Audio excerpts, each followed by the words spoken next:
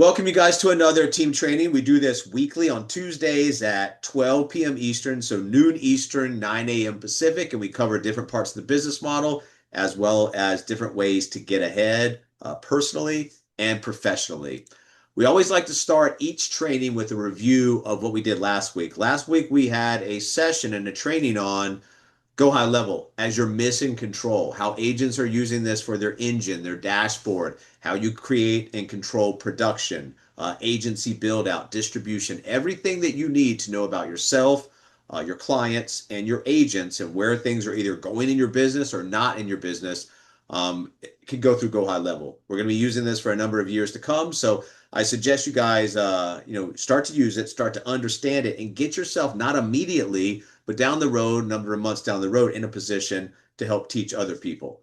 So today, what we're going to be talking about is booking appointments and follow up, how to turn initial conversations into not just outcomes, but actually meaningful outcomes that will help you guys create revenue, create income, and then put yourself in a position. Let me let these people in to capitalize on all the opportunities that we have within this business model. So we are going to talk about this today. Why appointments are your business. This is where everything comes into play, guys. You have to know how to create appointments and then how to create outcomes from those appointments. That's what we're going to be talking about. This is how you open yourself for business. So when you look at your business, this is the flow. This is all you have to understand, and this is all you have to perfect. You need to understand that conversations don't pay, but they create meetings. Meetings create outcomes, and follow-up creates income.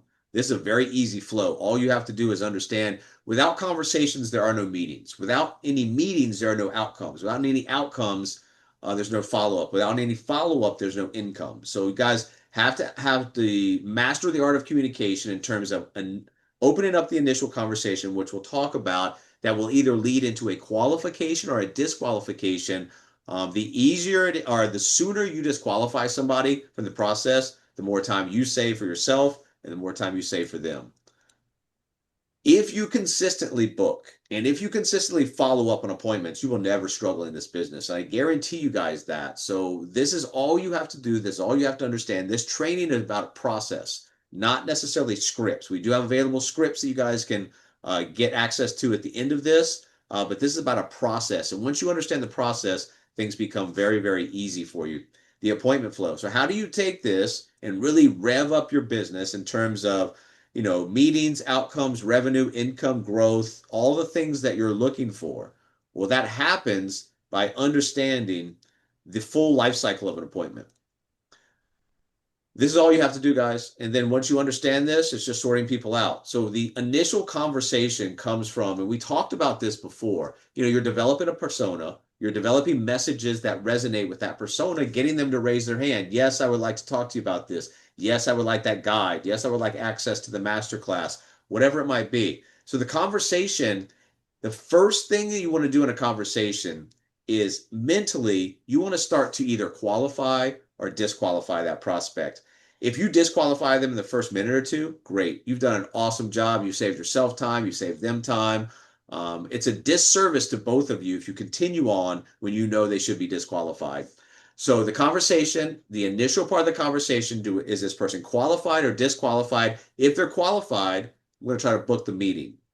And then your pre-meeting confirmation reminders. Remember, if you're booking a meeting, 5 minutes after you talk to that person, they're probably not remembering they booked a meeting with you. Why? Because in this day, in this time, in this society, there's so many notifications, there's so much information, there's so much going on that people have not much of an attention span. So they will forget. So the more that you can stay in front of them with the confirmation reminders, the easier it is for you to create more cancels and reschedules and shows and less no-shows. Remember, reschedule or cancel is way better than a no-show.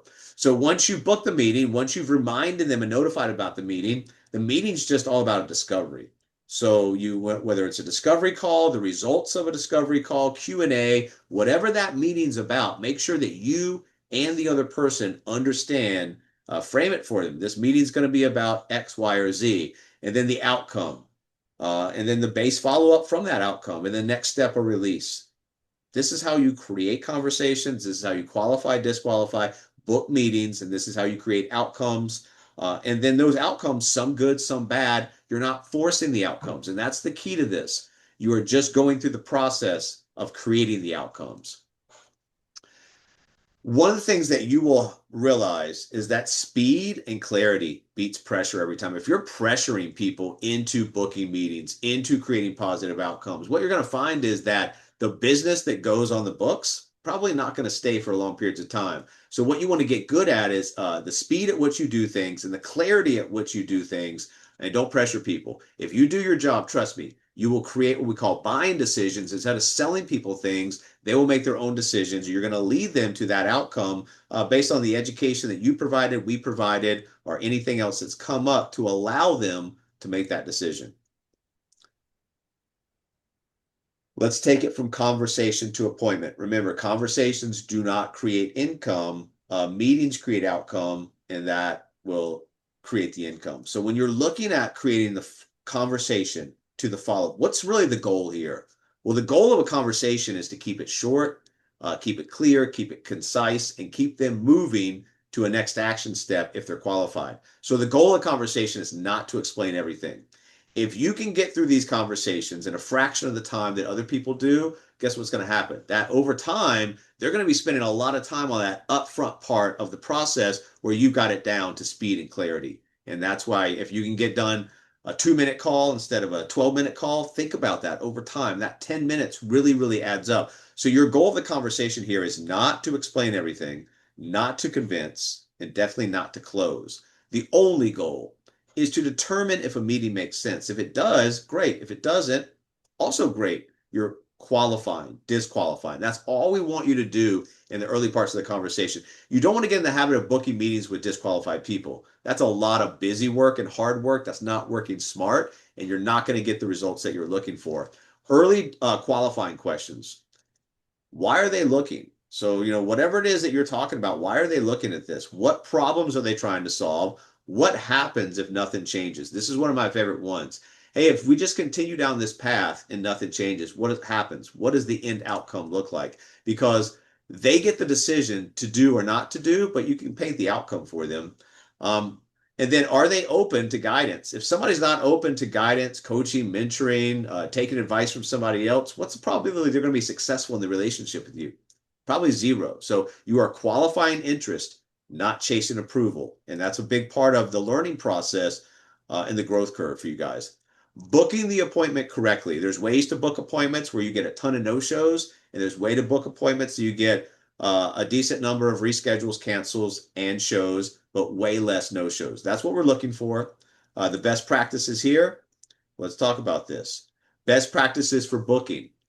Book while the interest is highest, guys. That's going to be different for different types of people. You don't have to wait till the end of a conversation to book a meeting. You can say, hey, based on what you're telling me, let's go ahead and grab a meeting day and time right now, and then we can continue the conversation. My schedule fills up, or his calendar fills up, or whatever it might be. So one of the things that you want to do is create interest in those conversations. And then when the interest is highest from the other side, go ahead and book the next action step. Use calendar links, no back and forth. You've ever been on like a DM or a text message or an email? How's Thursday at 3? Oh, that doesn't work. How's Friday at 4? That doesn't work. You're going back and forth, back and forth. That's a waste of time. One of the ways that you can send your calendar link out and then command them to do something. Let's talk about situation A versus situation B. Situation A, you just send your calendar link out, whatever happens, happens. See, situation B, you send your calendar link out and say, hey, here's my calendar link. Go ahead and find a day and a time in the next few minutes and book it, and then text me back that you were able to find a day and a time so that I know it's all good. If not, I can help you or something along that line. So it's not just the calendar link, it's the calendar link with the command, with the action step, and with the request for the confirmation it was completed. Set clear expectations, guys. What is the time of this meeting? What is the purpose of this meeting? And what is the potential outcome of this meeting? Position the meeting properly. It's a discovery, guys. If you're on the first meeting with somebody, the first phone call, it's a discovery. What's a discovery about? We're discovering whether or not we should move forward. It's not a presentation. You don't want to be presenting to people that you shouldn't be presenting to. You want to be presenting to qualified candidates and prospects that could become partners and clients. Conversation, not pressure. It's the art of the conversation. Facts tell, stories sell. If you can get in the habit of learning the information that we have and then just talking to people and relaying it back in a story-like format, they digest it easier. They find it easier to be on that meeting with you or that call, and they find it way easier once they digest that information in that framework to start asking you questions. If you present something and they don't understand what you're trying to tell them, they're not going to ask questions. They're just going to shut down, no questions at all. I'll follow up with you in the next week and you'll never hear from them again. Mutual decision, not a pitch. So remember, it's not just their decision. It's our decision to work with them as well on a client basis, on a partner basis. If you can get out of the habit of just trying to sell people stuff and get people to say yes to whatever you're saying and start creating a mutually beneficial conversation or relationship, it's a lot easier for them to understand. And once again, you're not selling, you're creating a relationship, you're creating buying decisions, and you're creating a long-term advantage for yourself. If it's not on the calendar, it's not real. And I'm sure you guys have experienced that before. You thought you had something, you're not sure, it wasn't on the calendar, you might have wrote it down in a notebook. That just goes back to the lack of organization and then the lack of best practices. So you want to make sure that you understand the flow of communication, how conversations lead to meetings, how meetings lead to outcomes, and how outcomes lead to follow-up, and follow-up leads to income. And then you want to do your best practices. And then you want to create a system and a framework for yourself that you can follow so you're not just talking. Remember, one of the worst things that you can do in this business is just talk. Because if you're just talking and there's no outline to what you're trying to accomplish, there's no end destination, there's no call to action, you're going to have a lot of conversations with a lot of different people that end up nowhere. It's like a dog chasing its tail. So have a framework, have scripts, have everything aligned in a way that you're just following a system that will make you successful and that you can teach to other people. You need to be organized and create pre-meeting follow-up and show rate disciplines. What does that mean? It means exactly what we're talking about. Pushing out the number of no-shows and creating more cancels, reschedules, and actual shows. The amount of no-shows that you have is a leading indicator of whether or not your reminders and notifications and your system leading into these meetings is working for you or not. Why people don't show. Well, it's not just necessarily about the lack of notifications and reminders. Sometimes it's a lack of clarity. They're not even sure why you're meeting. And that comes back to the basic framework of helping them understand this is the time, this is the day, this is why we're meeting, all of those things so that they are clear why they're meeting and why they should show up. Lack of commitment. You've kind of scheduled something, but you did it haphazardly. And you did it without really a commitment from their side. Hey, what about if I pencil you in for 9 a.m. next Monday? Yeah, that sounds fine. And then you just go on to the next thing. You got to get a commitment from their side. Commit to making the appointment. That's what you're asking them to do. Lack of reminders. We just went over this. If you schedule it for 9 a.m. on Monday, and you get the commitment, and there's nothing that comes to them before 9 a.m. Monday, the chances of them actually showing up are very, very, very low. So best practices here are automated reminders. And that's where things like we talked about last week with the Go High Level and having a central engine and dashboard can automate a lot of this for you because you have a trigger. Somebody's scheduled on a calendar, you can create a workflow, and that workflow will automatically go into place, reminding them of their meeting. Human confirmation message. So it's high tech and high touch. I hope you guys know what that means. That means you're integrating all this automation, but you're also reaching out at a personal level. Hey, you're getting some automated reminders. I just want to reach out personally and tell you I'm looking forward to meeting with you and helping you out this day and time. Whatever that might be, whatever your personality, whatever you like to say, just interrupt the automation with personalization. The combination of both of those people or both of those things happening at the same time will increase show rates. Clear agenda reminder. This is what we're doing. Be clear about what's going to be happening in this meeting. And then mindset shift. Reminders are professional. They're not pushy. A lot of you guys think that, oh, I'm bothering this person by reminding them of this meeting. No, reminders are very, very professional. You're busy, they're busy, we're all busy. They're not pushy, they're very professional. The meeting itself, it's structure over style. So it's not necessarily the style that you have, but it's going to be the structure that you have. And this is going to be something that is very easy to implement in your business. Phase one is a discovery. What is a discovery? It's kind of like a blind date. You're just asking questions. And those Mhm. questions are going to give information. That information is going to uncover a problem they have. That problem is going to lead to a solution. That solution is going to lead to an action step. What's the action step? It's the next call to action. What did we just go over? The pyramid of influence. And that's all you have to do is let people talk. They're going to give you information. That information will uncover a problem. Now you can address a problem with a solution, and now you've got a reason to give them the action step. So that's the pyramid of influence. That's how a discovery basically goes. You're asking questions. It should be about 70-30. They should be talking about 70% of the time. So you're listening more than you talk. You're writing notes, and then you're coming in at the right point, the right time to identify pain, urgency, and goals. If all this stuff doesn't align with discovery, it's probably a disqualification. If they're not talking, they're not willing to give you information, how are you going to pull out the rest of the information from them? So understand phase one is basically about a blind date. Does this make sense to go forward and do anything else with this person? Or does it make sense just to call it quits? Phase two, the direction and the results. You want to reflect on what you heard, revisit what you guys talked about in the previous meeting, share what's possible, on a high level. Don't dig down very deep, but on a high surface level, what's possible, and then avoid information overload. You may think you're leading them to a buying decision by giving them all of this information. Information overload is real. It will paralyze them. They will shut down. They will not ask any questions, and they'll say they're going to follow up with you, and they never, ever do. And then phase three, hopefully you're getting a decision there, and that's one of the things we want to force is a decision. Whether that's no or yes, we really don't care. We just want to create decisions versus having a bunch of no decisions. So phase three, if we get there, we haven't created an outcome in phase two, is just a Q&A. Answer questions simply, concisely, articulately. Don't answer beyond the question. If they ask you a question, answer it. Be quiet. What's the next question? Why is that? You don't want to give them more information that causes more questions. Questions are buying questions. When you answer all of these, whether it's 1 or 10, when there's no more left, you should move on to the close. Watch for buying signals and address objections calmly. Don't get all upset because somebody has an objection. An objection is really a buying question. If they were not interested, they wouldn't be asking you anything.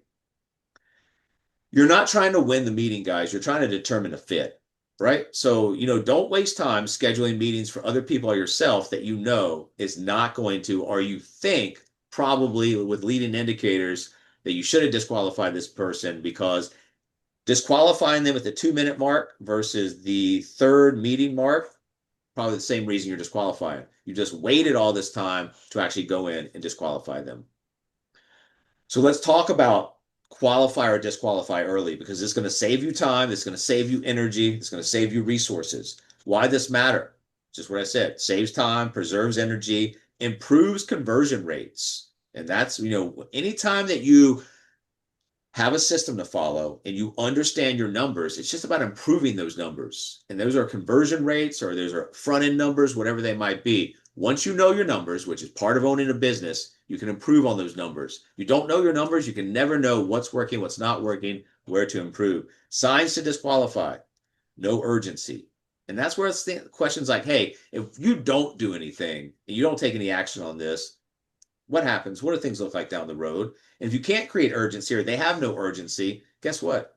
They're not going to really take the action step. No follow through. They have a shopping mentality where they love to meet with people and get all the information and then disappear. And then they're not coachable. So you have your list of what qualifies people and what disqualifies people.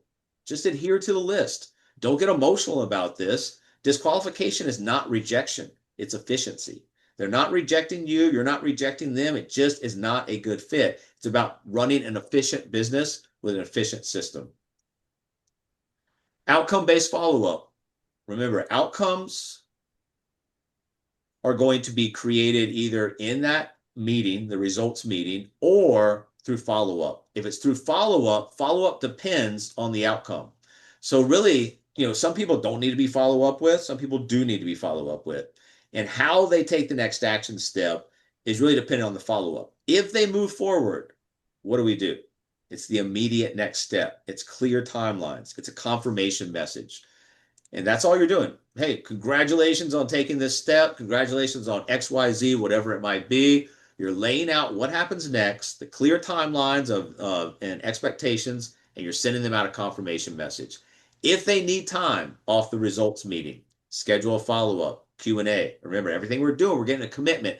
Don't just use this as an ejection seat because you don't know how to, properly frame the meeting and ask for the close.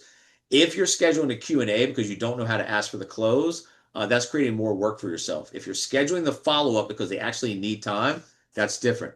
Get a commitment from them. Get a specific reason for delay. Not just they want to delay. People love kicking the can down the road. They love procrastinating. If you give them the chance, they'll take you up on that every single opportunity you give them. And then time bound check in. So when I get back in front of them, I know the specific reason for delay and I can not just revisit everything and waste a bunch of time. I'm going to hit on the specific reason for delay. We're going to be talking about that. And then if they're not a fit, just close them out. Not in a mean way, professional closeout, leave the door open, no chasing. Maybe if you want to throw a Hail Mary pass, hey, I know this wasn't for you, but anybody else that you know, care about that needs access to this information, it's worth a shot, right? But you're not pulling people up a hill, guys. You just can't do that. You're never going to make it in this business if you don't follow a system like this and have something that you can teach other people. Always leave a meeting with the next step or a clear no. It's okay either way. If it's a no, get it right then and there. Don't schedule a follow up just to get that no, or schedule a follow up they're not going to make and then chase them around for a no 3-4 weeks later, or maybe longer, right? So always, always, always be next action step obsessed, whether that's a no or whether that's a yes. Follow-up system, guys. This is where a $50,000 earner can turn into a $500,000 earner, or a $500,000 earner, if they don't keep up with the follow-up system, can drop down to a $50,000 earner. Most agents are going to lose here. Inconsistent follow-up. They have an emotional attachment to whatever it is they're doing and no system. That's why last week we did the go high level. This we're talking about the framework for conversations, meetings, and outcomes. The best practices here is a CRM. Track everything in your CRM. Follow-up scheduled immediately, and automation plus personal touch. High tech, high touch. The automation's doing its job. You're coming in and giving a pattern interruption by also giving a personal touch. Follow-up's not pressure, guys. Follow-up is service. If you feel that you have something that can change people's financial lives, we have different parts of the business model, but if you really feel like we've got something that can really help people out, then the follow-up is not something that you're doing just to sell a product or a service or get a partner in. And it's not pressure. It's follow-up is a service. Get yourself wrapped mentally around there. And then speed creates momentum. Momentum is built through movement, not perfection. If you're waiting around for the perfect time, perfect system, perfect conversation, whatever it is, it's never going to happen. You just wait, wait, wait, wait, wait. Nothing happens. Faster flow equals better results. And then from there, shorter gaps between steps, cleaner pipelines, higher close rates. This is how you build momentum in both activity, revenue, income, growth, scalability, agency build out, whatever it is that you're looking for, this is it. Standards and expectations coming out of a training like this. If you give this training to a new agent and they watch it, come back and have a meeting with them. Set the bar. What does that mean? Every conversation we have should aim toward a meeting if it's qualified, right? Not if it's disqualified. So let me make that caveat. Every qualified conversation aims toward a meeting. Every meeting has a clear purpose. Why are you meeting with this person? If you don't know, that's a bad sign. Every meeting ends with the next action step, and every follow-up is tracked. Pretty simple to run a business like this. If you develop a persona, if you develop messages, if you develop an engine and a dashboard like Go High Level, if you develop clear frameworks and systems for how you organize communication and meetings, it's just sorting people, guys. Professionals follow process. Amateur follow feelings. We talk about panic management. That's when you have no idea what's going on in your business. Things aren't going well, and you start throwing stuff against the wall to see if anything will work. Nothing good from panic management. That's amateurish. You want to be a professional here. So what's the call to action coming out of here, guys? Positioning. Review. Review your booking flow. If you don't have a booking flow, that's the problem. Improve your show rate. How do you do that? We went through that in this training. You want to cut down on the number of no-shows and increase the number of reschedules, cancels, and shows. No-shows are a leading indicator that something went wrong. We address that in the training. Go back and review this if you need. And then tighten your follow-up. Follow up creates fortune. It's a pretty easy equation to understand. And then identify leaks. Hey, just like if your pipes are leaking at your house, you have to identify where's the leak and fix it. Same thing in your system here, your framework. Where are my leaks? And then identify them, plug them, and then teach other people how to do the same thing. When booking and follow up improves, income follows. This is what it looks like, guys. This is what really a system looks like. And if you can learn a system like this and use something like Go High Level and then teach other people, your ability to create distribution when we don't need offices and we've got all the virtual advantages that we have. Uh, every meeting at the bottom of this, remember, ends with a next step or a no. If you get off the meeting and it wasn't a disqualification, it wasn't a no, and there's no next action step, you're creating more work for yourself and you're creating a lot of cracks. And from those cracks, revenue, income, and growth falls through. If you need something, ask us. What does that mean? Ask for what you need. So, for example, like if you need one-on-one help, ask us. If you need message examples, ask us. If you need a qualify, disqualify checklist to understand who to qualify, who to disqualify, ask us. Don't just sit around and wonder what you should be doing, how you should be doing it, or wondering what you need or don't need. Put a system into place, follow it, and then teach other people. There is a huge difference between being reactive, and that's what we just talked about, panic management, that's stress, that's not really understanding your business, how to grow it, the numbers of your business. This is somebody just constantly waiting on the other side to take whatever action step. And if you're waiting on the other side to do anything, you're going to be waiting a very, very long time. Proactive means you're out there making it happen. You're not waiting on anybody. You're actually going out and being proactive and making things happen with conversations, meetings, follow-ups, outcomes, everything that you're supposed to be doing. You're the one initiating it. You're not waiting on anybody.